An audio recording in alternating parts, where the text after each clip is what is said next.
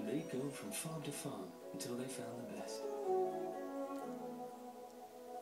When they got to Thatcher's farm, they'd stop looking, which got William Thatcher to thinking, maybe they should plant a few more apple trees.